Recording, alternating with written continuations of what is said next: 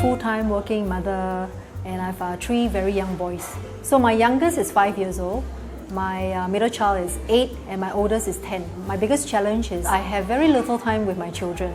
So holiday for me is really the best opportunity to bond with my kids, do crazy things. We went island hopping, we went fishing, waterfall, climbing and all that. So that's what I do during my holidays. My time with the boys is really about a very personal time with them, understanding them, playing with them. So what I try to do is I always craft out me time. So I date my boys.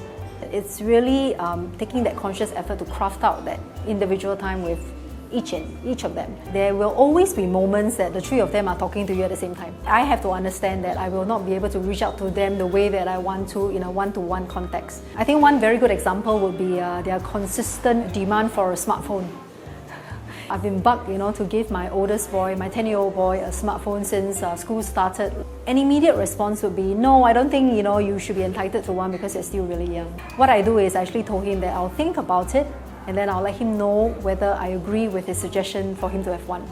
Right. Finally, I thought about it and I went back to him to say that I don't think he needs one, and the reason why I think he doesn't need one is because he must be 13. 2, he must demonstrate that he's responsible enough to look after his things. And similarly in a workplace, I think it's the same because different team members will come to you with different needs and different requirements.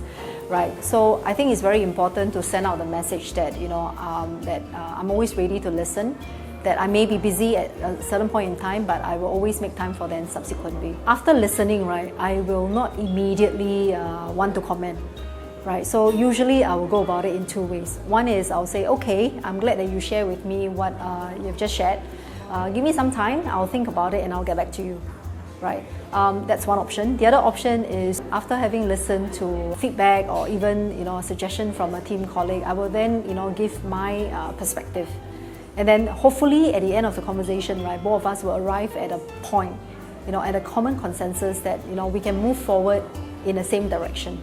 Right, and that ultimately is always the outcome that I seek to achieve. I think this philosophy of listening did not happen overnight. I think it's very easy for line managers to offer their perspective without even being asked. Right, so I think it's a very conscious effort on my part to try to inculcate that, to learn to listen first before jumping into any situations.